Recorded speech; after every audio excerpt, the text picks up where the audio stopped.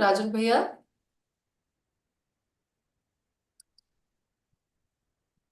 Am I audible? Yes, Yes, it is audible. You are audible, and we are at AKG. We are ready. Okay. SRM is also ready. SRM also seems ready, yes. Very nice, very nice. Very nice then.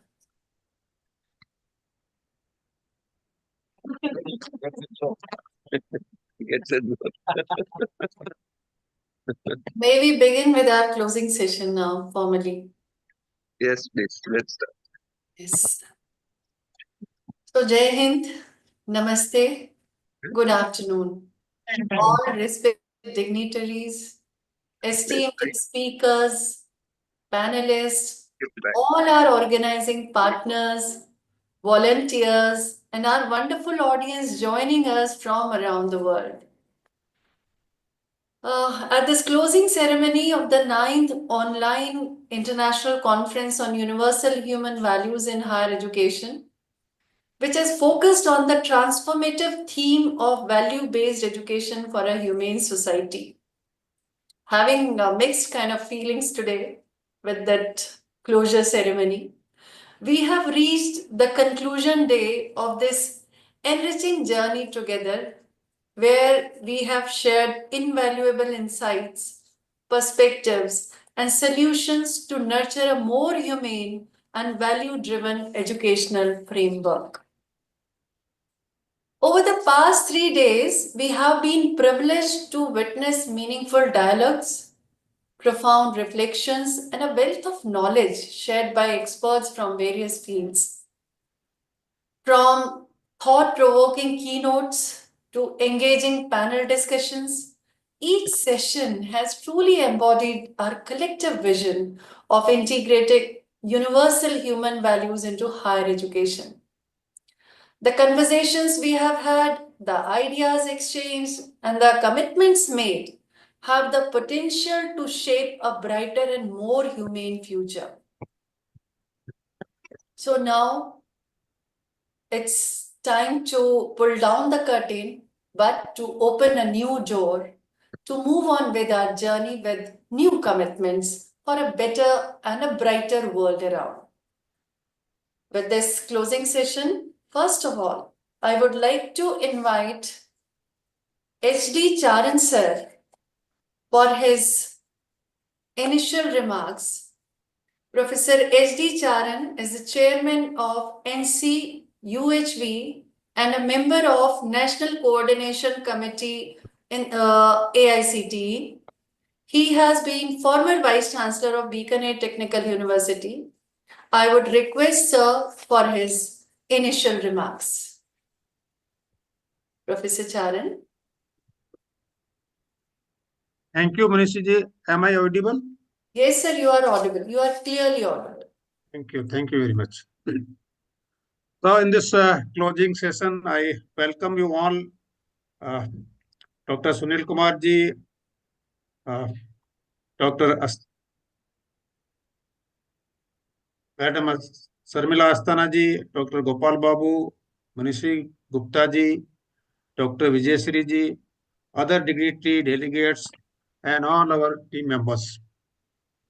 So after such a deliberation of 3 days, we are discussing the problems which are facing in nature and society as a whole.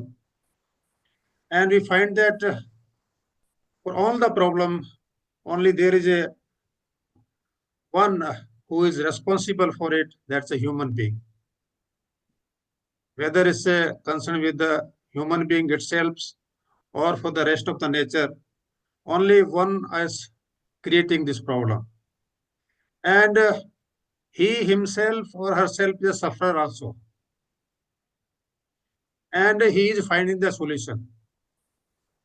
So the situation becomes complex. The creator, sufferer, and the finding solution is the same. And so therefore it's a complex cyclic problem.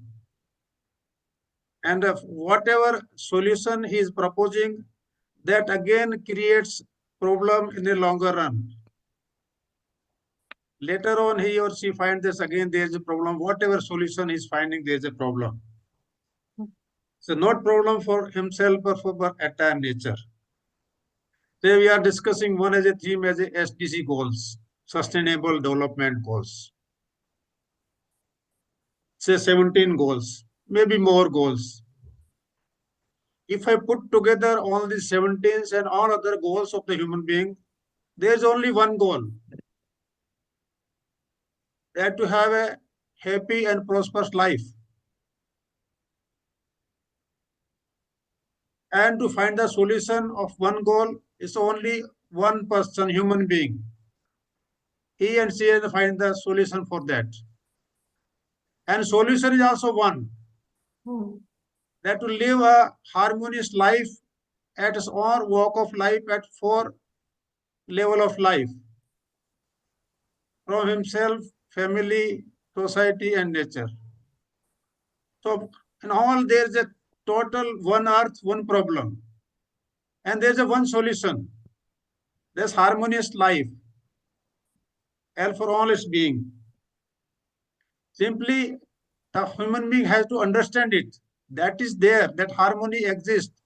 Interrelationship is exists. Interconnectedness exists.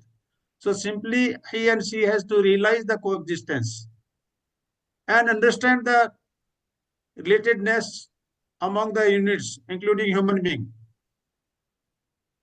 and live like that. So solution is simple. Problem is one. Solution is simple. Simply to understand the harmony and underlying feeling in it, and the feeling of love. So once you understand the coexistence, is harmony within it, is relatedness, relationship, and having the feeling of the same, that is love, and have the behavior like that, there is a compassion. So problem is clear, solution is also clear. Only this is a human being which has to understand the same and to have in his behavior, in his conduct. Therefore, this conference, of course, certainly give a message that whatever we are discussing for all problems, in total, there is a one problem and one solution. So in this way, this conference will, of course, certainly have a larger message to whole of the world, having one earth, one solution for that. So with this, let's start with this concluding session. Thank you very much. Thank you, sir, for your wonderful opening remarks, because solution is one, and that is inherent, that is within us. We just have to awaken to that solution. Very rightly said, sir, and we have invested all 3 days, exploring, pondering on all these issues, how to cope them up, how to come out of these challenges and make the world the way we want it to be. Thank you, sir, for your remarks. Thank you. So moving on further, it is important that what all panels had discussed in all 3 days. So we'll have our first presenter, Professor Sunil, who will share the findings and outcomes from the panel on human education, and his insights will provide a comprehensive overview of the educational strategies and the frameworks discussed during the conference. So let me introduce Professor Sunil. He is the professor and head of civil engineering, Cochin University College of Engineering, Kottakkal, Cochin University of Science and Technology, Kochi, Kerala. Sir, welcome you. Professor Sunil, I welcome you to share your findings, your report and recommendations of your panel discussion on education. Welcome, sir. Yeah. Thank you, Manishi Didi. Let me try to share my slides.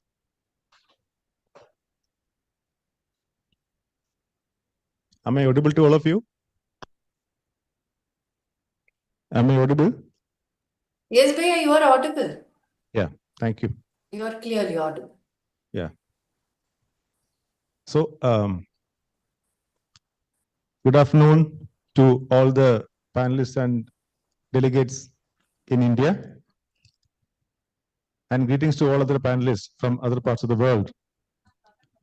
So I'm going to present the report on panel Holistic Value-Based Education, which we had from 22nd to 24th of November 2024. Are you able to see my screen? No. Yes, yes. Yeah? Oh, thank you. Yeah.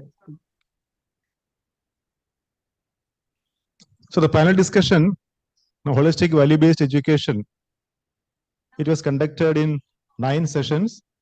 We finished 8 of them so far. One more is pending in the night. Like a couple of sessions during shift 1 and 1 session per shift 2 on all the 3 days of the conference. The discussions on the 3 days were on the following themes. On day 1, we had this need of holistic value-based education. Day 2, vision of holistic value-based education. And on day 3, we had this implementation part of holistic value-based education. And there were more than 60 panelists, including vice chancellors, directors, IAS officers, deans of various faculties, professors, etc., from 7 countries, at least 7 countries, I would say, in the sessions of each of 90 minutes duration. So there is very rich and encouraging sharing was there from all the panelists, and questions from delegates were invited and they were responded by the panelists to enrich the content of discussion. And I briefly present the names of the people and a brief report what we have had. So as you can see on screen, there are many panelists from in the country as well as outside the country, more than 60 of them. I would say 8 to 10 of them per panel. So in some of the panels, we have invited some delegates who are from outside the country who wish to be panelists. So it was very rich kind of discussions which happened. And you can see the many of the team members were also there as panelists, including Sri Umesh Jadhav, Dr. Kumar Sambhav, and all others. You can see the names. And there may be many more whose names could not be included over here. So we will include the final names, and in the final presentation, maybe in the final report, everything could be included in detail. So in short, what in the need part of holistic human value education is that the skills and values are complementary, of course, but value education holds a higher priority to skill education, as a focus can be upon addressing the basic aspiration of a human being.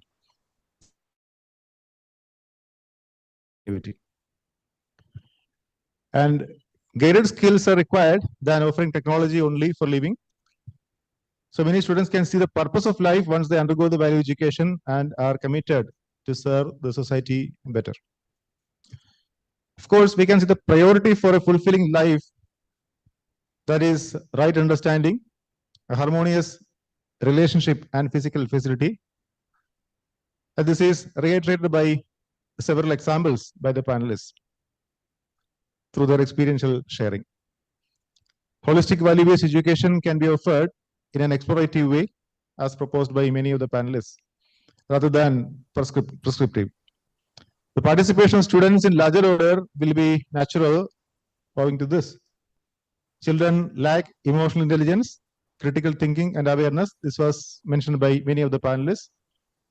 And adopting schools and villages by students of higher education and working with them to solve their problems, conducting community awareness programs, etc., role play, etc., are proposed as some of the solutions. Now, some of the panelists like Ms. Rania from Greece, Mr. Bernard from Africa, particularly he is from Kenya, Dr. Yashoda Krishna, etc. They have exemplified what they are doing in ensuring this value education in their country. So we have some detailed discussions upon this. And it is also proposed that we can offer these minor projects aiming sustainability that will help students to understand the need of value education and the proposals in holistic value-based education. The human character building can be ensured that is to be given a higher priority in education if it is given a higher priority in education, for which offering value education holds the key. It is essential to have credits for courses in human holistic value-based education. This is another point which is mentioned by many panelists. Though the major purpose of education is to develop awareness. And when we introduce these credits in the system, this will help the students to be serious to attend the courses in holistic value-based education and pay attention to the proposals. Of course, the number of credits depends upon the time, depth, methods, and involvement required for the content delivery of these courses. High-level courses can be added as core programs, elective programs, or add-on courses. Another thing which is mentioned is holistic value-based education can be offered in the higher education as it helps students to rightly apply skills and understand what is needed for a fulfilling life. Some of the things which are proposed as outcomes of this is to gain confidence in them to perform better in their interviews and group activities. However, it was proposed also that the holistic value-based education may be preferably started from primary school level. This will help right orientation and smooth transition to higher education for students. The pedagogy may be modified accordingly. That's another point which is mentioned. Then HVB is to be offered to the management also to ensure right implementation of this holistic value-based education. Now, when we come to the vision part of the holistic value-based education, the vision shall be for holistic development of the individual and society. This shall ensure fulfillment of human goal for transformation from inhuman society to human society. For that collaborative effort of institutions, industries, parents, other stakeholders are also required. So this is expected. Technological advancements leads to the vicious circle of accumulation of physical facility. When the students become policy makers and decision makers and be part of the society, they would have understood the content of right understanding, right feelings, and live by them, rather than the indulging in the vicious circle of physical facility. The vision of HVBE shall be to develop undivided society. As the present system of education is not ensuring to lead a fulfilling life, this holistic value-based education shall be offered with a vision of for fulfilling life with the priority, right understanding, relationship, and physical facility. The combined effort of parents, teachers, and students is essential to ensure the vision for a holistic life. Now, the focus upon consciousness development is largely missing in the current system of education. Discrimination is there in the society. The vision of holistic value-based education is holistic development of consciousness of human beings. And with the proposal that a human being is coexistence of self and body, that is consciousness and material, all crises can be addressed when education addresses the consciousness. This is proposed by one of the panelists. As proposed by Mr. Shevang Tandon from Bhutan, consciousness is the master and slave, and there is possibility of development of consciousness in individual leading to societal development. The value system, which is traditional in the country, India, has been expressed by Professor Neem Kumar Jain. That was worth noting here. Further, research shall be value guided so as to be helpful for the society. It shall address problems like resource depletion, pollution, global warming, recyclability, etc. There's some examples like right use of atomic energy, sustainable production processes, etc. were put forth by the panelists as examples. Research and innovation shall be for societal upliftment and preservation of nature rather than just for production of publications or patents. Well, they are derivatives. But at the same time, the larger focus can be upon this societal upliftment and preservation of the nature. The meaning and purpose of research shall be looked into before commencement of any project. As a vision of holistic value-based education is transformation of individual and collective, the 6 graduate attributes which were proposed hold good in terms of value education, and this can be validated in the curriculum and life of the individuals through the proposals in the vision of holistic value-based education. The purpose of education shall be societal transformation through personal transformation. As the students are policy makers, they become policymakers of tomorrow. Ensuring the graduate outcomes for a holistic vision of life is essential, and this can be possible through holistic value-based education. Then we went into discussion of the implementation part of holistic value-based education today morning. So in that, a few things came out. One of the main thing is ensuring this value education to the management and faculty, because they are the key persons in ensuring this education to the stakeholders, that is students. So like teachers training programs, not just confining to that, the follow-up meetings with teachers, with students, with the stakeholders, appraisal of teachers in between, conducting leadership development programs, LDPs, for example, MDPs, that is management development programs, faculty development programs, and students development programs are also put forth by many panelists for effective implementation of holistic value-based education. Then some of the hurdles for implementing the holistic value-based education as proposed by the panelists are: some management may be of some adamant nature, so this has to be discussed out. Some policymakers may be like that. Language may be a problem, because when we offer this only in English, some stakeholders may not be able to catch up this. Then returning back to the previous sanskar, technical, academic load, etc. are also other hurdles. However, there are solutions to all these hurdles, though there would be initial hiccups for anything which is newly introduced. Many examples of experimentation with implementation and overcoming hurdles, like conducting holistic value-based education in regional languages, LDPs, changing the management point of view, follow-up meetings, etc., were detailed by the panelists. Then language, books in regional languages, training teacher and parents, etc., simplifying the technical words of UHV, using appropriate examples are some aspects that may be looked into while implementing holistic value-based education in school education. The panelists appreciated the volume of work which is done in the country India in this regard. A few things which I would like to mention regarding the implementation part. One is regarding the value guidance in technical education that can be ensured through revision of syllabus, regular interventions, students' activities, design thinking and empathy, cohesive living of people in the institution, the management, the teachers and students living together, etc. These are put forth.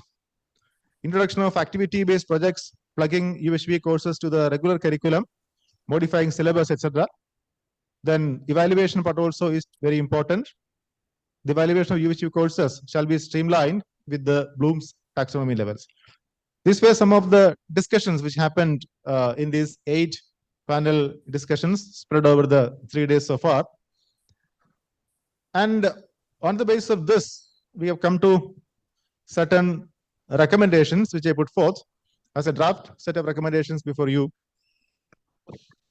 One is, there is need to ensure value-based education so that the students are able to develop a holistic vision of life, have socially fulfilling behavior, environmentally responsible worldview, human conduct, maintain health and hygiene, and have respect for excellence and gratitude for all who have contributed to their development. Number 2, to ensure value-based education, development of faculty, management, and leaders of education is a must, so that they become role models for the students. For this, faculty, management, and leadership management programs, faculty program, management program, and leadership management program need to be implemented on a large scale. Number 3, to add to the effectiveness of value education, the process of self-exploration among the students has to be enhanced through fruitful dialogue in the classroom, socially relevant projects, community service, role play, case studies, etc. Number 4, measures such as giving credits to the value education courses, running elective courses, offering minor degrees in UHV, Universal Human Values, setting question papers to promote self-exploration, mentor-mentee programs, etc. They are necessary for consciousness development of the students. The next point is, that is number 5, research and innovation in the institutions has to be aligned with the human goal to ensure their right utilization, so that the products and processes which are developed out of it are socially useful. The institutions, industry, and government need to collaborate for this effort. Number 6 is, value education needs to be extended to primary and secondary education, for which preparation of teachers and school management is necessary. The educational bodies, apex bodies of education, that's what is meant here, making the course, curriculum, and syllabus for schools need to be approached for implementing in school education. The number 7, India has a rich tradition of values at different levels of living, and examples can be taken from Indian knowledge system to be shared with the students. Number 8, offering the holistic value-based education courses in regional languages with textbooks and workbooks written in regional languages is necessary for widespread reach of value education to all sections of society. Periodical follow-up meetings can ensure continuity and strengthening of self-exploration. And last but not the least, there is a need to transition from value education to value-based education to value-based living. And for this, we can draw inspiration from our rich cultural tradition and appropriately apply it in today's scenario. So I put forth these recommendations before you for your discussion. Thank you for patient listening. Thank you so much. Thank you so much, Sunil Kumar Bhaiya. It is clear that the journey towards a humane society begins from ourselves, then to our families, and then in our classrooms, where we can instill the principles of inclusivity, equity, and kindness. And it requires collective effort, for which we all are here. So thank you, Sunil Kumar Bhaiya, for your comprehensive report on the panel on holistic value-based education. Thank you once again. Thank you, Lily. Thank you. For the next report from the panel on holistic human health, I take this opportunity to invite Dr. Sharmila Asthana. She is a holistic health practitioner, an author, and a pediatrician by profession, but by way of her virtue, she is mainly inclined towards addressing the issues related to self as well as body. So here, with this coexistence of self and body, how you could come out with your findings related to human health, we would like to listen to your report, ma'am.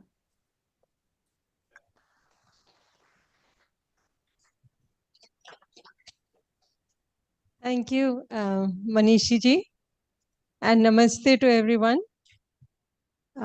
It's been a very nice experience these past 3 days.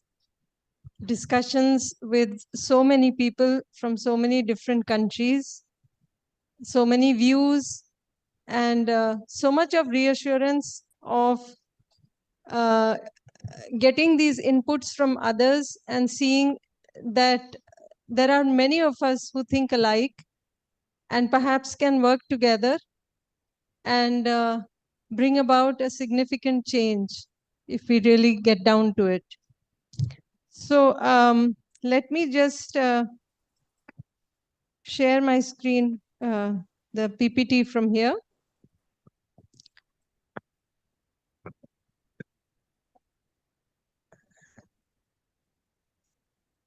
So we had the panel discussions on holistic health in 2 shifts. Shift 1 was in the daytime. A total of 3 panel discussions were held on November 22nd, 23rd, and 24th. That is today. There were a total of about 10 panelists from 3 different countries in these panel discussions in shift 1. There were, of course, several panelists from India. Then there was panelist from Colombo, Sri Lanka, one from Bangkok, Thailand. We had some eminent personalities in these panelists. Dr. Saroj Jaisinghe, who is an emeritus professor affiliated with the WHO. He was from Colombo, Sri Lanka. He joined us from there online.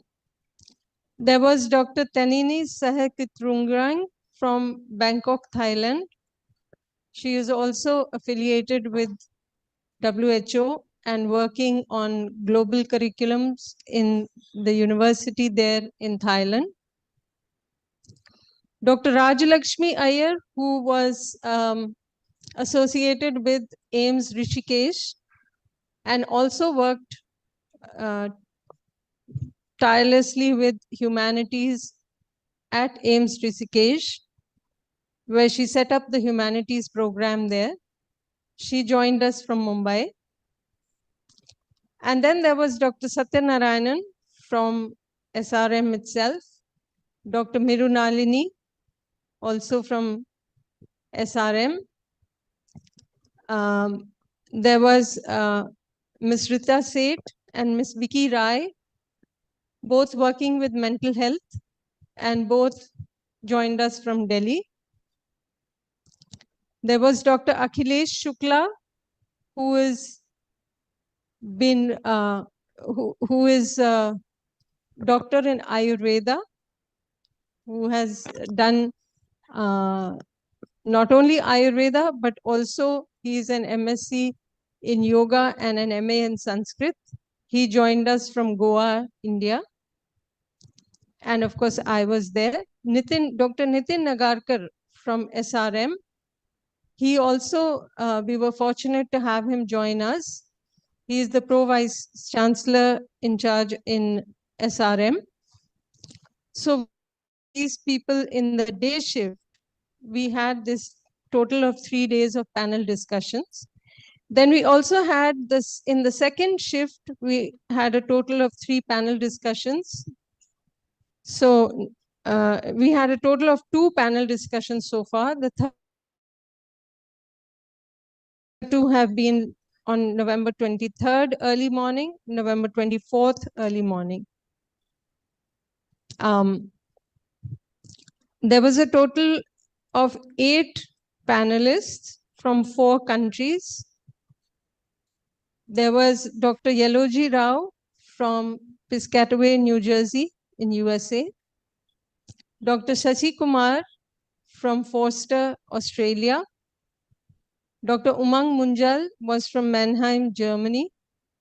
And then we had Dr. Vidya Ji, Dr. Monica Sharma, Dr. Swapan Channa, Dr. Satyanarayanan, Dr. Akhilesh from India. So with all of these panelists, we had quite a wonderful discussion. If we look at the content that was discussed, on day 1, there was the discussion on the need for a holistic perspective on health. The achievements of health so far today were discussed. And along with that came the discussion regarding the concerns that though we have achieved much that we have achieved in health, we still have many concerns that have not been addressed adequately. So the list of those concerns was put down. One, that stress and mental health are not being adequately addressed today.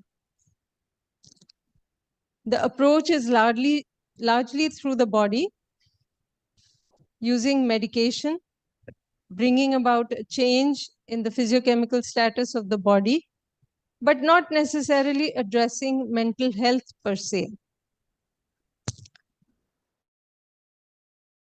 More on disease and its management rather than health was also brought up and discussed.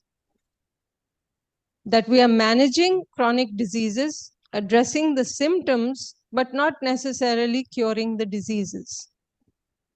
So we are, in a way, relieving the symptoms or suppressing the symptoms, but not really doing anything about the root cause. It was also discussed that there is clarity, that the clarity of values is lacking in health professionals, and focus is more on the business aspect or the profit part rather than that of providing a service is lacking.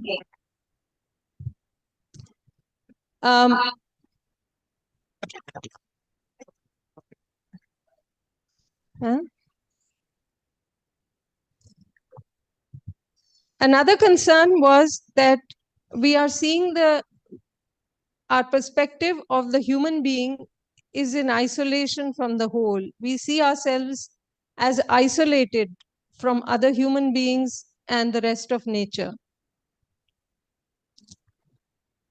And one of the major issues also that was raised was that the healthcare is becoming increasingly inaccessible for the common man. The high expense on testing and detecting the disease even before we start the treatment is a huge burden, a financial burden on society. And all of this is not cost effective, not sustainable. And to say the least, the definition of WHO for health, which was given in 1948, describing health as complete physical, mental, and social well-being, is of course not being addressed adequately. So there was pretty much unanimous agreement of all the panelists regarding this need for a holistic perspective on health. It was very encouraging to see that this discussion that was brought out, we could see that, as I was mentioning, that we do have similar thoughts on this. Dr. Saroj had mentioned that these were novel, thought-provoking ideas.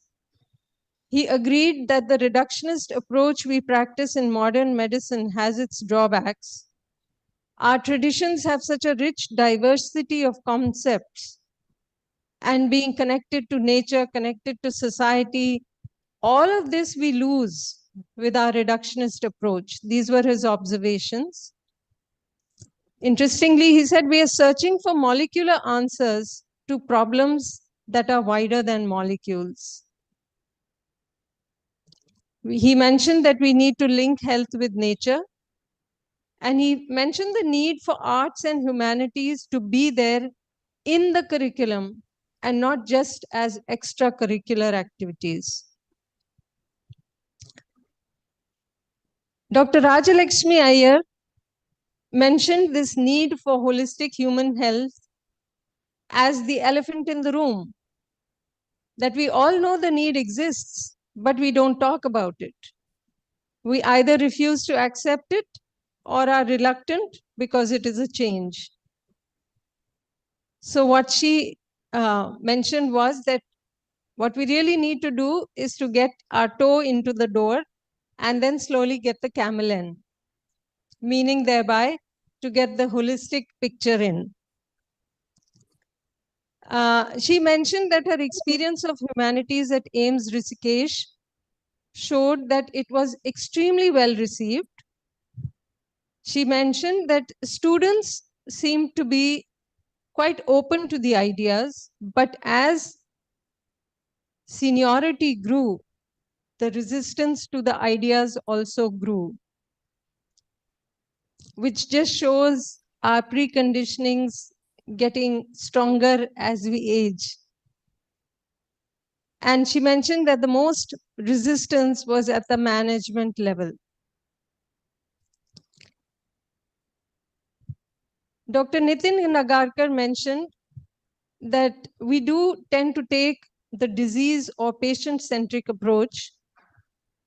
And he strongly said that the curative aspect is important, but understanding health and wellness is also important. He could see that it will have a huge economic impact and improve the quality of life also. So he mentioned that we want not just increased lifespan, but also quality of life. Dr. Mirunalini mentioned that the main reason for appreciating the holistic approach to health is the importance it gives to the mental aspect of the person and the impact this has on physical health, and also the social aspect, which pretty much covers the WHO definition of health. Manoj Jalani ji, who was moderating the session, also head of the WHO region in the Southeast Asia, he mentioned that if the richest country, USA, is spending 18% of their GDP on health, and they can't provide universal health coverage, then there is something seriously wrong with this approach. So with this identification of the need, we went on day 2 to talk of the vision. So the content that was discussed regarding the vision of holistic health, firstly, that we need to have a holistic perspective. Human being is a coexistence of self and body. So we need to consider both the health of the self and the health of the body when we talk of health in the human being. Human being is also a part of a larger whole and not an isolated being. So we need to also consider the environment of the human being and its health when we talk of holistic health. There was discussion about focus on keeping the body healthy, shifting from the managing of disease or the disease-centric approach to the health-centric approach, where we can make a program for keeping the body healthy. If we look at keeping the body healthy, then it was also discussed about the role of the self in keeping the body healthy and the need to work towards a healthy self. I'm interrupting. There is very little time left in the 15 minutes. So Okay. can All right. So essentially 4 shifts in paradigm were talked of, moving from a symptom suppression to treating of the root cause. Second shift in paradigm, moving from a disease-centric to a health-centric approach. And a third shift in paradigm, moving from the body-centric approach to the self and body approach. Lastly, the fourth shift, moving from seeing ourselves in isolation to understanding that we are a part of a larger whole. All of the panelists were in agreement of this vision. On day 3, that is today, the discussion was regarding the implementation of this vision for holistic health, where the holistic perspective to be brought into health education. For this implementation of such a vision, it was discussed that the first step would be to understand the human being and its environment holistically. That is to understand the self, the harmony in the self, to understand the body, the harmony of the self with the body, and to understand the environment, the family, society, and nature, and the harmony in it. The proposed way forward was to have human value and holistic health workshops, human value and holistic health courses as add-on courses, and eventually with a focus on health rather than disease. And it was discussed that working towards a healthy self, when we could see the relatedness to all, would lead to the right feeling towards sick and infirm. And ultimately, all of this could help minimize the financial burden on society. Coming to the recommendations of the panel. Firstly, the need to look at health holistically, as was discussed. I'll not go too much into detail because we already discussed right now. Secondly,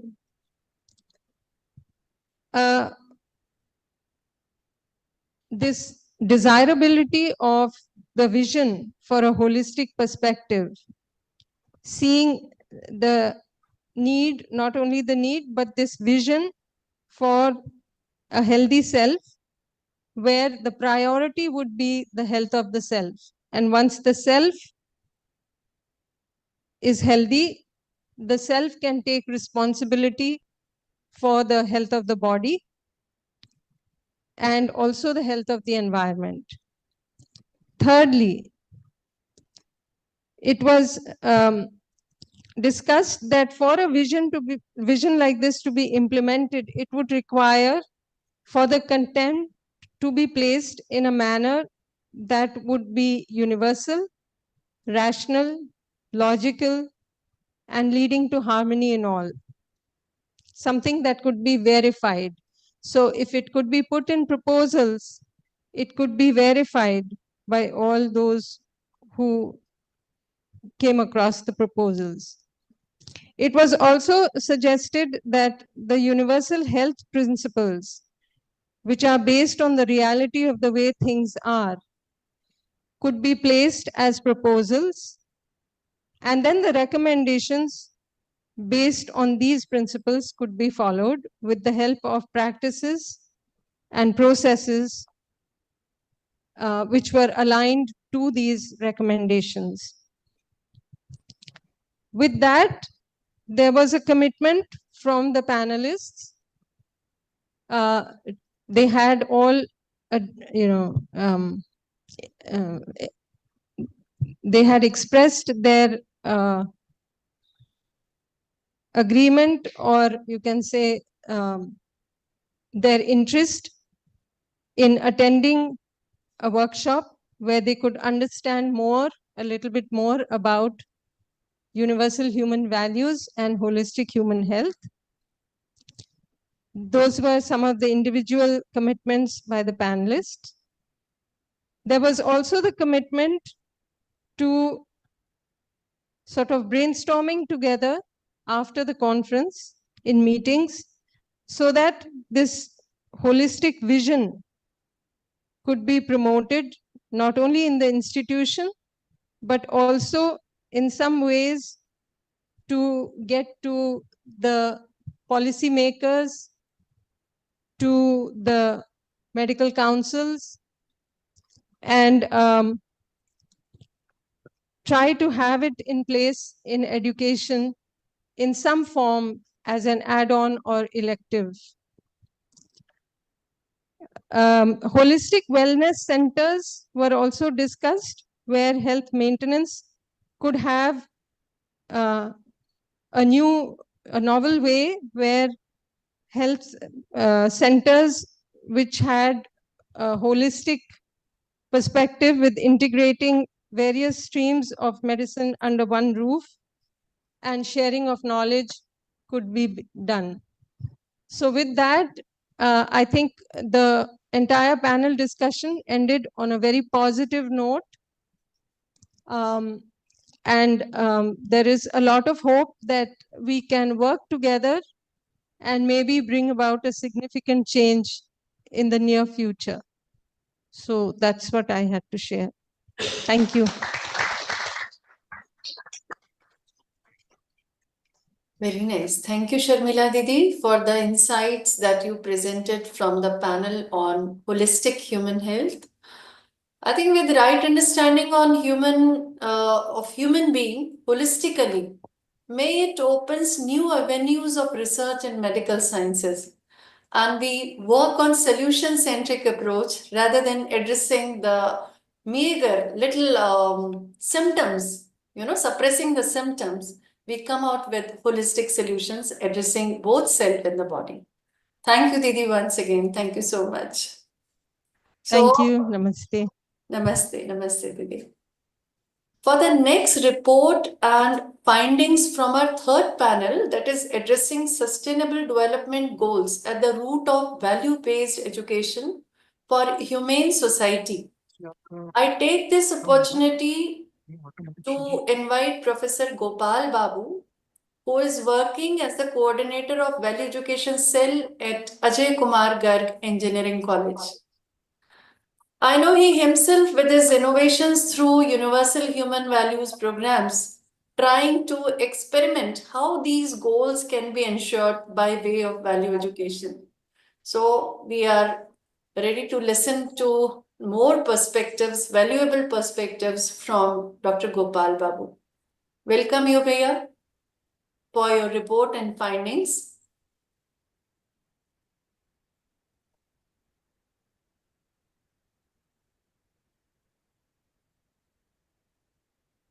Thank you, Dr. Manishi Mishra. Namaste to all. Am I audible, Didi?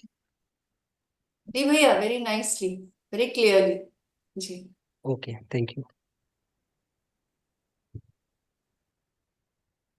Okay.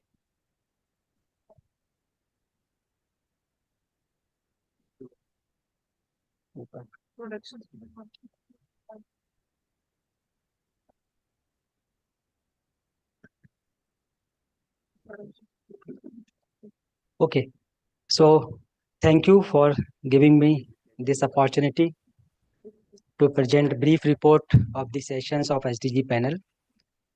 So our panel discussions held from 22 November to 22, 23 and 24 November, and total 6 sessions were planned and 5 are already done, and total 21 panelists participated in these panel discussions, and these panelists include 4 countries: India, Greece, UAE and Finland, and few of them were environmentalists, vice chancellors, retired IAS officer, social activists and experts in their areas. And these sessions were attended by around 230 delegates, where we discussed need to address SDGs at the root, vision to address SDGs at the root, and implementation for addressing SDGs at the root. So these are the name of panelists, list of panelists. So in continuation with opening remark of Professor Charanji. So he rightly said that there one earth, one problem and one solution. And there is also one goal: happiness, prosperity and its continuity. So we started this discussion that ultimately human wants happiness, prosperity and its continuity. So we actually looking for sustainability of our basic aspirations, sustainability of happiness, prosperity and its continuity. So fundamentally, we all want sustainability of happiness, prosperity for ourselves and for generations. This is fundamentally what we are looking for. And the above can be ensured through a holistic worldview. So if I focus on the main topic of these panel discussions, so holistic worldview was on the focus. And with this, in two parts, I am going to present my views. Number one, I will present some concluding remarks of each session. Then I will present recommendations for this panel from this panel discussion. So first we discuss need for addressing SDGs at the root, and the conclusions are SDGs are not being addressed at the root level, and it is happening because of materialistic worldview, which is prevalent all over the globe. And due to this materialistic perspective, it has created very challenging and dilemmatic situations for each one of us. So there is a need to foster a global culture based on universal values that is the key to sustainable development and establishing a holistic order. So everyone felt the need for a holistic worldview, a worldview that is compatible with existential reality, and everyone felt that it has become an urgent need. Then everyone realized that bookish knowledge being imparted to students is not helpful, need to bring back to the focus on ethical aspects and real life values. Then we also concluded that immediate risk of not addressing the challenges in SDGs at the root level is environmental changes, social unrest, wars, etc. And education systems can play an important role to spread holistic worldview among students and provide an environment where students can practice sustainability. With this, we discussed vision for addressing SDGs at the root, and the conclusions are here. One of the most important SDGs is quality education that helps create vision, holistic worldview. Through this worldview, one can be a natural agent for sustainability. So sustainability is not something that we need to make effort. It is an outcome of our understanding. So if our understanding is based on holistic worldview, then we will be naturally living in a sustainable manner. And through quality education, which is holistic and humane in nature, we can ensure developing right understanding in the generations. And this will lead to creating a humane society with practices sustainable and humane development methods. We also concluded that there is a need to understand the SDGs goal at the root level. Only working on symptomatic level will not work. The present goals are visualized to address through economic growth. That's why issues like poverty, inequality cannot be addressed within the economic parameter only. Education and capacity building is very important for creating a sustainable vision, and acquiring right skills based on interconnectedness and coexistence is also required. Right understanding with holistic worldview paves the way for right living, and this happens when there is a shift of focus from consumerism to human values and human relationships.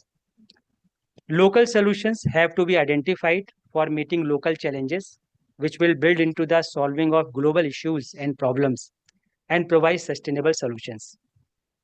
Then we discussed implementation for addressing SDGs at the root, and the conclusion are education is the key to address the root causes of issues, and thereby the roadmap for implementation for addressing SDGs can be laid down and can be implemented through education system. Community-specific needs can be identified by the grassroots organizations, and interconnected solutions will ease the process of SDGs implementation. During this implementation, we also discussed and concluded that recognition of relationship is very important. Without feeling of relationship, we cannot implement SDGs at their intention. Similarly, a comprehensive vision. It was highlighted by many panelists that a comprehensive vision spanning from individual to communities and nations is essential for effective implementation of policies. It was also concluded that instead of focusing on centralized approach, there is a need to promote bottom-up approach with holistic perspective that will help to ensure SDGs naturally. Then one of the panelists also concluded that vision for a humane society is required to implement 17 SDGs. So basically, these SDGs are not our goal. Our goal is to live in a humane society with a fulfillment. That is our goal. And if we are following that goal, these SDGs will be followed naturally. With these conclusions, we have some recommendations. So first recommendation is integrating holistic worldview in education systems. So reform education curriculum to incorporate universal values and holistic thinking, ensuring students understand the interconnected nature of sustainability. Prepare academic courses with the solution-centric approach so that students understand root-level issues.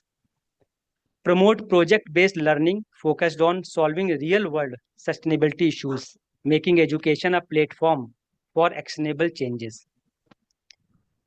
Second recommendation is ensuring interconnectedness of SDGs. So many panelists recommended that addressing SDGs in isolation will not work. So there is a need to develop policies and frameworks that consider the interdependencies between SDGs, avoiding isolated approaches that may lead to unintended consequences. Foster a system thinking mindset in policy design rather than part-centric mindset is required to maximize synergies and minimize trade-off among the goals. Third recommendation is assessing long-term impact. So shift from assessing success based solely on short-term outcomes to measuring long-term impact on society, the environment, and global well-being. So it was discussed whatever we are performing action for this SDGs, we should assess its long-term impact. Long-term means generations to generations impact. Then we need to use holistic indicators that capture the progress of all 17 SDGs collectively. Fourth recommendation is capacity building for a holistic worldview. So there is a need to implement capacity building programs for individuals and communities that instill universal human values, critical thinking, and holistic worldview among each one of us. There is a need to encourage sustainable practices by blending traditional knowledge with modern innovations. This was highlighted by many panelists. Then there is a need, next recommendation is promoting bottom-up approaches through relationship-based decentralized socio-economic structures. So it was recommended that empowering local communities to identify challenges and design solutions tailored to their unique culture and ecological context is required. Establishing participatory government systems where grassroots voices guide decision-making process is also required. Sixth recommendation is fostering global collaboration with local integration. So there is a need to embrace a collaborative approach that harmonizes local, national, international effort to implement these 17 SDGs effectively. Facilitate cross-border knowledge sharing to replicate successful model of sustainable development at local level. Conduct comprehensive assessments to gather knowledge about local needs, resources, environmental conditions, culture, and traditions.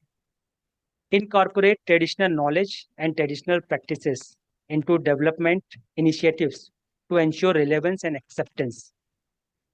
Then there is need to promote decentralized, low capital, small scale technologies and family-based protection system. And seventh one is encouraging eco-friendly practices in everyday life. So we advocate for sustainable consumption and production pattern by educating individuals and communities about eco-friendly alternatives. Incentivize the adoption of renewable energy, sustainable agriculture, waste reduction, right utilization of resources at local levels. So this was all from my side. Thank you very much. Thank you, Professor Gopal Babuji, for drawing a clear connection between our collective aspirations and the global goals that guide humanity towards sustainable progress. Very rightly said. So thank you so much once again, Gopal Bhaiya, for your wide comprehensive report and recommendations. Hope we implement them and bring about a revolution in the education system, which is based on values. Thank you, Bhaiya. Thank you once again. Thank you, Didi. So now we come to a pivotal moment in our session, the presentation of the recommendations that emerge from this conference. You know, these recommendations will serve as a guiding light for institutions, educators, and policymakers as they endeavor to integrate universal human values into education and society. So I invite Dr. Manisha Gupta and Dr. Ishrat to share the recommendations from the conference. I welcome Dr. Manisha Gupta and Dr. Ishrat to share the recommendations with us. Namaste to all. Namaste Manisha Didi. Yes. Namaste, Didi. My PPT is visible, Didi? No, not right now.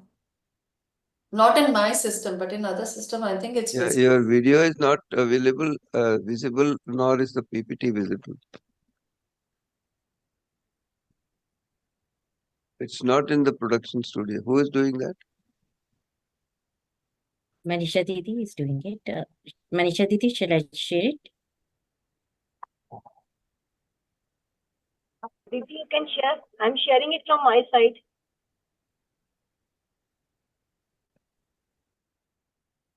Video is visible. Yeah. Yeah, now it is visible. Yeah, thank you. Namaste to all the esteemed panelists and delegates from India and abroad. A very good afternoon. I'm Dr. Manisha Gupta from UHV team.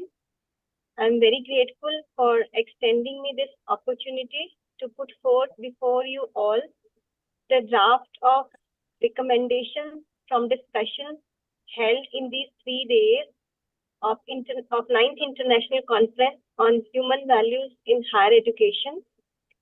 These are a draft recommendations, and this draft will be finalized by discussing with the organizing partners and esteemed panelists who have participated in the conference, and later the recommendations will be shared.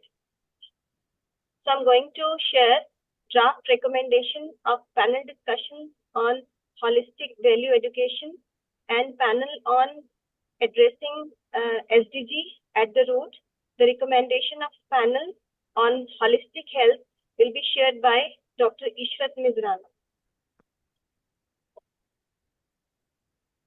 So let me put forward the draft recommendation of panel discussion on holistic value education from shift 1.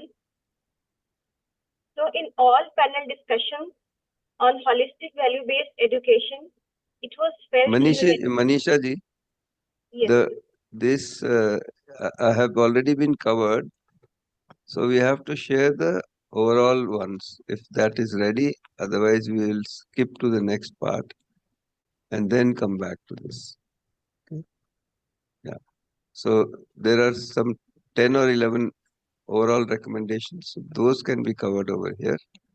The others have already been covered. The detailed ones have already been covered. And we want to get a feedback from the delegates. We want to get their commitments. So I think for this session, we can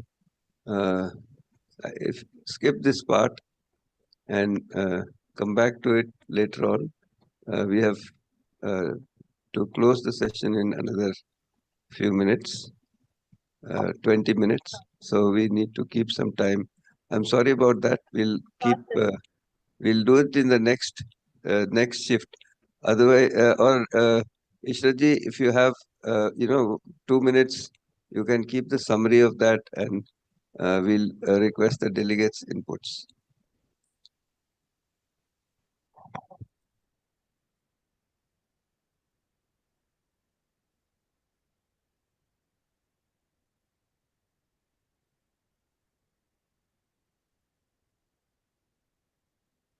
Just putting across, like overall, when we had a discussion with the 3 panelists, we had come up with the draft recommendations, not from the panelist with respect to education, holistic health, and SDGs. And with respect to it, it was said like the development of human consciousness was recognized as the important task of the formal education system. It is the base for human society, holistic human health, and addressing SDGs at the root level. Efforts in this direction are urgently required. It was recognized that the teaching of basic, fundamental, and universal human values to every individual, particularly youth, has become an urgent need. And there is a need to sensitize and educate students, particularly those studying in colleges of higher learning. Extensive experiments are carried out so far using UHV, have established the viability and effectiveness of such a process. It was recognized that there are valuable lessons that can be learned from the tradition. And necessary resource materials, resource persons, and FDPs have also been available to enable its initiation in any university or institution of higher learning as well as high schools. So the efforts continuing support and advocacy of human values in higher education by AICT was deeply appreciated. The IRMA study reinforced the efficiency of UHV. The recommendations of the study underscore the need for human values in education from the school level. Even though the different formats have been adapted for introducing such a fundamental foundational input, the content and process need to be compatible with the following guiding principles to achieve the desired goals. The content and process should be universal, rational, verifiable, humanistic, and all-encompassing. And a self-reflective process of dialogue, discussion, and practice is essential to be widely adopted in value education. Preparation of the faculty from every teaching department is now a critical need. And for this one, various steps have to be taken care and provide an adequate trust to R&D dedicated towards transforming the whole mainstream education into humanistic education, and recognize value-based multidisciplinary streams of education in holistic development, holistic systems, and technologies. In future, such degrees must be recognized positively as qualification in teaching sustainable technologies and systems and holistic human health. In particular, it is important to reach out to the education policymakers, faculty, and education administrators. Include appropriate indicators of values in action as a criteria for evaluating universities and colleges. Include appropriate indicators of value in action as a criterion for evaluation of faculty. Interfaith studies with a view to draw out the human values which are universal in nature should be introduced in the education from an early age.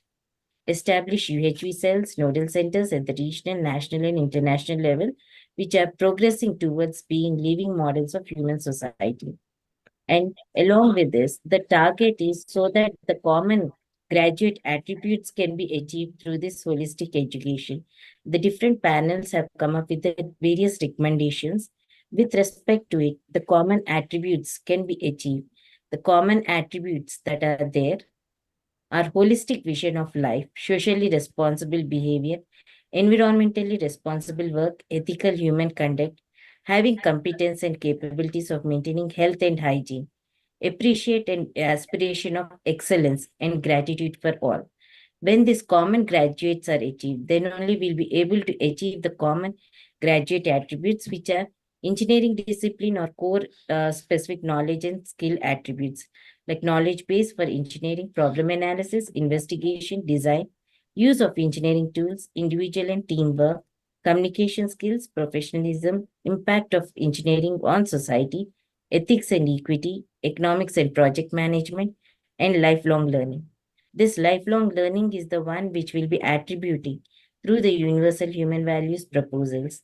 So we have come together so that all this will be a part of our journey to explore the proposals of UHV, and we can achieve the human goals towards human society. Thank you. Thank you, Ishra ji and Manisha ji, for reading the recommendations. As we conclude this transformative conference, it is now time to formalize our commitments, because it is an essential step in translating insights into actions. So these commitments will actually reflect our shared dedication to advancing value-based education and achieving a humane and harmonious society. So from the participants, may we have few of the delegates sharing their commitments, what they think about what we have been through in 3 days, and how do they want to come forward in this journey towards a humane society. Madhuri Sandeep Bhosle ji has raised her hand, but I don't have the rights to provide her a mic. If somebody can help me.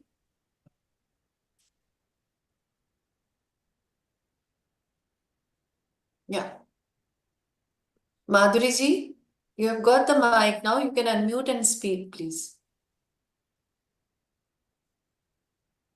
So anyone who wants to share your commitments for further, taking this task of creating a humane society, which we all aspire for, may we have some of the delegates to share their commitments. Yes, Aisha Hinaji. Namaste all. Am I audible? Yeah, you are audible. Yeah, I would like to just briefly say that now then we have realized that living selfishly for ourselves is not the purpose of life, but understanding that what the value of humans is, that to participate in all the higher orders and be beneficial to others is the purpose of life. So in that way, being teachers, we have the potential that we can transform the lives of hundreds and thousands of students to develop their full human personality, and we can be a source of an equitable and just society. In that regard, we teachers always should take part in being co-explorers with the students and extending our efforts so that we have gained the knowledge about UHV, what we have attended the UHV programs, what we have understood from the morning sessions, we can just extend it to our students and towards many more reachable. Thank you. Yeah, very nice sharing your commitment, Aisha Hinaji. Now may we have Dr. Shakila Kumari. Dr. Shakila, you have the mic. You can unmute and speak, please. Yes, am I audible, ma'am? Ji, you are audible, clearly audible. Yes, ma'am. As I am a assistant professor from humanities branch, I always used to inculcate human values in my students while taking classes of language. So I always try to put some activities in my class, like group discussions on human values in education, as I have already, previously taken a group discussion class. And I always try to promote students to take part in activities like NSS and other societal activities. So in this way, I always used to say stories of my own life, how I have achieved this post, and how I have inculcated human values in myself. So students may inspire from that stories and have imbibed human values in themselves. So in that way, I mean to say, I have just say some examples of uh, great scholars or great peoples, so that they may take inspirations from their lives and have some human values in themselves. That's all. Thank you, Shakila ji. Thank you. Thank you so much. Now, may we have a commitment from Balaji Reddy? Balaji Reddy, sir. Namaskar to all dignitaries. Ji, Namaskar to. Namaste, bhaiya. So first of all, I'm B. Venu, Balaji Reddy Venu, from Assistant Professor in the Department of Mechanical Engineering. from Raghu Engineering College, Visakhapatnam, Andhra Pradesh. So, first of all, I'm very happy and fortunate to see many saints in this conference because they are striving to achieve harmony at all 4 levels. Because in Indian perspective, we see saints on with saffron cloth, but here saints without that. This is universalhood. I'm very fortunate to see, and I have learned many things in this short span I cannot express.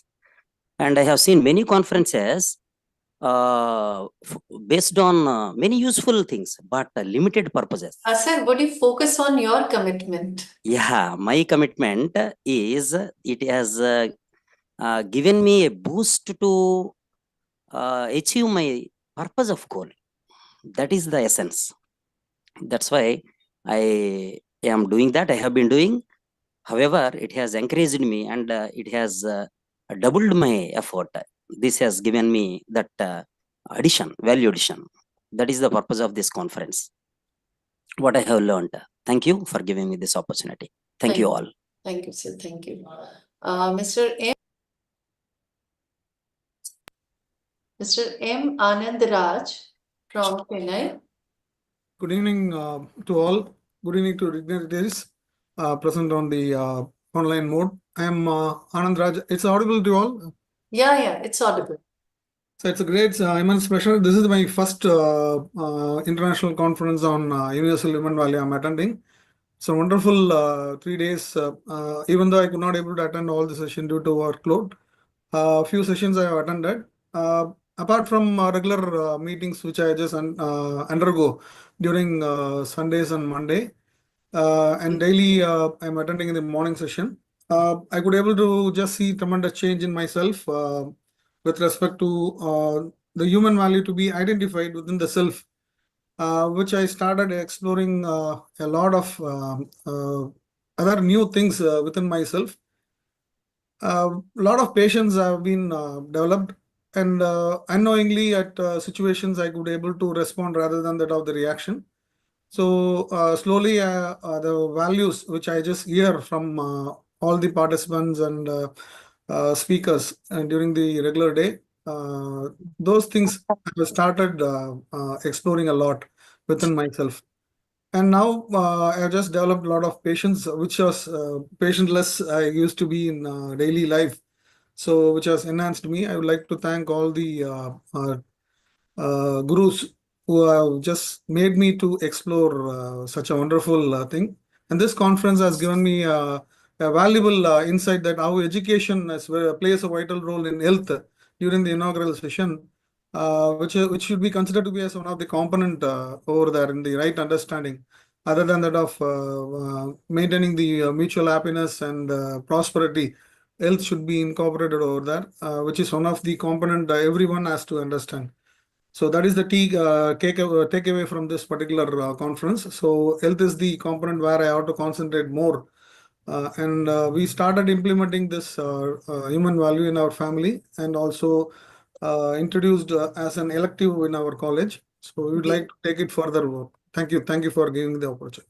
Thank you so much. We are running short of time and we have many hands raised, those who want to share their commitments and what their takeaway from the conference. But keeping in mind the time, I have to move on to the next section of this closing session. So I would like to invite Engineer Pooja Agrawal, Pro-Chancellor from Sri Ramaswarup Memorial University, Uttar Pradesh. Ma'am, we welcome you as guest of honor for this session and we would like to listen to you, your comments, your reflections from this international conference. Namaskar, everyone. Namaste. I congratulate the entire team for taking up this Herculean task of transferring so many voices and thoughts, not just in India, but abroad. And I'm sure a lot of us are reflecting upon these ideas and would like to implement some changes as suggested by most of the panelists. Now, very quickly, I'll just take 3-4 minutes. And I believe that every conference should have a takeaway. And likewise, I feel the organizers, the whole objective of going ahead with such a plan is to make some change. That change is possible if we put certain thoughts into action now. So we have deliberated a lot on harmony, peace, prosperity, and such aspects. But now is the time to act and react. So for that, I would like to suggest a couple of things here, not just for the students. And as somebody said that we are into the field of education and we can actually do a lot with the impressionable minds. I feel it's a process of nation building also. If you are trying to bring about a change in the mindset of people, students, parents, faculty, and the entire fraternity, it's just not another profession that you are into, but you are change makers. So in the same spirit, I would just like to suggest a couple of changes here. And wherever you feel you can implement those changes, I think the purpose of this conference will be achieved. I would suggest that you figure out some time where you are replacing your 1 hour of screen time with 1 hour of dedicated family time. That will infuse a very high sense of bonding and relationship with your family. It will enhance that. And here I would just like to, and as an observation I saw in the conference, that everybody is referring to each other as Bhaiya and Didi, which is beautiful salutation and very rarely to be seen. As I said in my address yesterday, that we are forgetting our roots. This used to be part of our roots, that we address each other with some relationship and not just sir and ma'am. So it infuses a sense of connection between the two parties that are talking. So thanks to the organizers who have picked this as salutation, and I really appreciate that part. Then I suggest everybody to pick a hobby and pursue and spend some quality time into incubating and developing your hobby. That will infuse a lot of positivity in an individual. Secondly, it will introduce you to a completely new community which will have a common sharing interest with you. So this is again another actionable plan that I feel.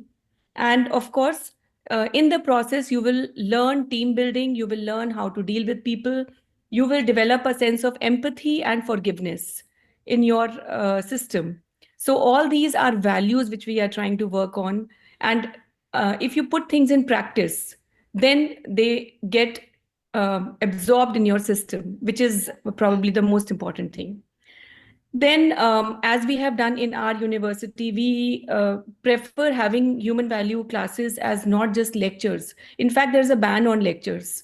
We always assign activity and task to students, in which one of our very important and high-ranking task is support a needy. Now, everybody has a definition of needy.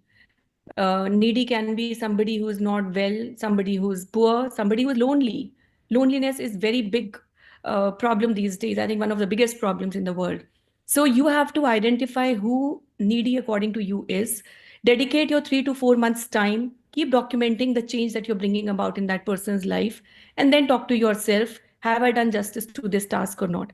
So this is the kind of project that we give to our students, and then we assess them for their grades for this course on human values.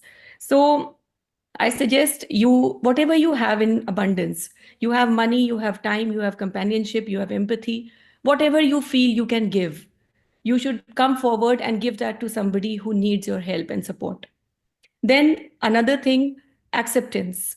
Well, it is very important that we accept us as individuals who is full of virtues and vices.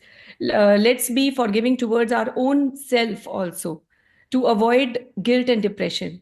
That's very important to evolve as a person. We are humans, we will make mistakes, but so far we confess it to ourselves only. It will convert and give a very positive mindset to us. And secondly, to accept people around us with their good and bad in the same package. So this acceptance is very, very important. And this will culminate in a very strong sense of forgiveness and, a bonded society. Then we should not accept wrong as something which is normal. I find anything that is happening wrong is being normalized to such a great extent that you just don't feel bad about anything that is not correct, and you just accept that thing because you don't want to indulge and correct it, which is one very passive approach And I feel that will never help the society or an individual. So please be active, proactive in taking a step whenever you see something wrong according to your definition of right and wrong. Then, of course, as I said yesterday, we have to practice whatever we preach. So we may talk about big things here and big words, but are we actually practicing, and are we putting up a role model situation to preach others? Then I feel as educators, as any professional for that matter, all of us should be made to sign some code of conduct, moral code of conduct, before we proceed to professional world. Like the doctors do, like some other professions do, I feel every professional should sign this ethics code of conduct, where they themselves commit to a very high degree of value-based education, value-based conduct in their day-to-day activities and in their major decisions. And of course, once you do that, then you don't have to give justification to anybody. You assess yourself. So I feel there should be a pattern of self-assessment and self-realization every month, that yes, today I have vowed to myself that I will not speak a lie, or I will not be dishonest with certain things. And then by the end of the month, we should assess ourselves. So if we are in the mode of self-assessment, then the real change will come, because real change can only come if it is self-realization. It cannot be a superficial aspect. And once it comes from within, then only we'll be able to propagate and preach about it. And yes, we should be ready for repercussions if we do something wrong. So we need to devise something where we have a system of repercussions, because not everybody will head towards self-actualization and realization. We need to have some kind of stick and carrot approach. That's what I feel. And in the end, I'll only say that we can only change if we open up our mind like a parachute. A parachute only works when it opens up. So let's not get closed in our approach. We should open up, and we should accept that we have just started this journey of human value integration in the society. And we have always been world leaders. We have always given the world in form of values. So why not take this as a daunting task today and move ahead with this agenda? Congratulations to the entire UHV team. You are doing a fabulous job. Our university, Ramswarup University, is always wholeheartedly with the entire team. Thank you so much for giving me opportunity to share my thoughts. Thank you. Thank you, Pooja ma'am. Thank you. Thank you so much. Enlightening remarks. Request Kumar to say a few words. Yes. Yeah, thanks, Pooja, for sharing these kind words.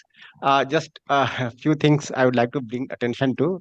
One thing is that whatever we are doing in this course is going as a proposal for everyone to explore. So I suppose whatever you are saying has also come as a proposal to each one of us, and that is very nice to see. Second thing, I'll say that the classroom inputs are quite necessary because we are trying to develop right understanding. By doing, one may get some kind of influence, but that influence may be temporary. So I'll just request that if we can also have the classes as per the mandate by the AICT in the university, that would be very good for the students as well as the faculty. So let us have the classes with 3 classes at least per week. And let us try to initiate self-exploration among the students and faculty. With that, we can complement with the activity that you are suggesting. So that would really enhance the beauty of the course. So that is a small suggestion from my side. Thanks, Pooja. But very nice to see that we are sharing this platform and we are sharing something which is so valuable to the society. Thank you so much, Destiny. Yeah, and please congratulate Pankaj also from Yeah. my side, because you and Pankaj have been doing a great job by promoting education in Lucknow and Barabanki, and that's a very socially relevant job. Thank you. Thank you so much. Thank you. Thank you. Thank you, Kumar Bhaiya and Pooja ma'am both. As we come to the closing remarks is the moment to celebrate the spirit of collaboration and reflection that has defined this conference. Though we are running about the time, but still I would like to invite Professor H.D. Charan for the closing remarks for this remarkable event. Professor Charan. Welcome. Thank you, Manish Didi. Welcome to all dignitaries. This is a mega event of universal human value. And this is a concluding session of first shift. Mega, I'll tell that and among all the conferences held so far, I treat it as a mega in the sense that it's online and reaching to the larger and larger number of countries and people. So in that way, it will carry the message, and that of course lead to the implementation in some form or the other. So therefore, it's a mega event. All the three themes, that's the holistic education, holistic health, and SDG goals. They have been taken properly right from their root to the implementation. Not only the discussing solution, but problem at root and then solution. If I talk of only SDC, the goals has been decided the highest body of the world. They have finally come across that one with the society as a whole, how human beings should live in their life. Now, if I see the goals, 17 goals, then of course health and the education is a part of it. In that way, if we combine all and everything, then holistic value-based education, value-based living that includes each and everything of the life of a human being and life of other beings on the earth. Therefore, even sometimes I refer to the other world level summits, such as summit concerned with the environment. They finally come to the conclusion that there is a one earth, there is a one solution. That solution is we treat that as a one family. So here again in UHP, this concept is of one family. When we treat whole thing as a one family, then and then only the solution will come out. So recommendation is there, the solution is there, but the question is where to start. I told in the beginning in the opening session that I am the creator of the problem, I am the sufferer of the problem, I am finding the solution. So this whole thing has to start from oneself himself. If we start from our, then of course we can talk to others and it will teach to the others. For that sense, I'll call all of you who has attended this conference all over the world. I'll treat them as a brand ambassador of the UHV. They can bring this whole concept to the world that solution of each and every problem on the earth can be solved through UHV only. UHV, nothing is teaching UHV, but practicing UHV. UHV in their behavior, in their action, in every walk of life. So, of course, in that sense, responsibility lies on all of you participants. How you can bring it to the each and everyone. Of course, everyone is needing it. No one denying that UHV is not required, value education is not required, or value is not required. And that in sense, whenever we wanted to take anything to the masses, education is the only basis. Education is the right where you can start and reach to the masses. So therefore, there's a trying, we all of us are trying. You have of course joined us, large number of you have joined us. It's your responsibility also that you can start from you, your country, your place, and bring to the each and every will for betterment of all of us, for the betterment of all living on the earth. Thank you very much. Thank you, sir. I think with this, we bring the 9th International Conference on Universal Human Values in Higher Education to a close. It has been an honor to witness the exchange of ideas, the cultivation of commitments, and the forging of a shared vision for value-based education that aligns with the Sustainable Development Goals. On behalf of Ajay Kumar Garg Engineering College, SRM Chennai, and all 22 organizing partners, I extend heartfelt thanks to our esteemed speakers, panelists, organizers, and most importantly, each of you, the participants, for your active engagement and invaluable contributions. Let us take the insights gained here forward to create a humane and a sustainable world. Until we meet again, stay inspired and committed to the values we uphold. Thank you, everyone. Thank you very much. Let's close for a new beginning. Thank you. Thank you all. Namaste, everyone. Namaste. Namaste. Yeah, And namaste. the workshop ends, we say that the workshop doesn't end here. Yes. It continues. So although this is the end of this, this self-exploration will continue. So all the best. Thank you very much. And now we have fresh commitments Yeah, fresh commitments are there. to fulfill. Yes. Yes. Yeah, sir, one of our eminent guests in the SDG panel quoted that he has ever attended such kind of conference which is sustainable in it, like looking at the way conference is being organized, and it's very unique for him, and many of like guests express such things. So as you rightly said, it's the beginning of such kind of sustainable conference. We'll be looking forward in the 10th and many more number to come in this international conference. Okay. Because Thank you. because this is not an event, this is a process or a part of a That is process. We still have the night shift to go. Yes. We still have the night shift to go.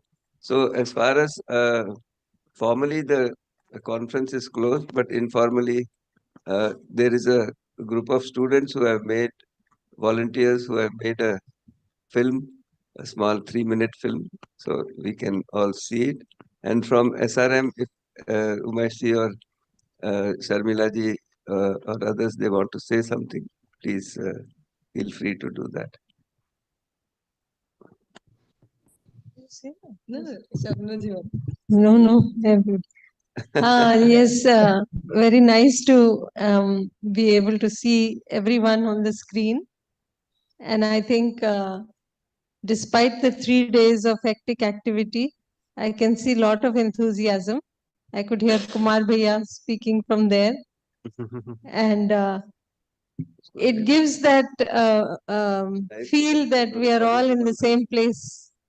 And it's nice to see all the faces and hear all the voices.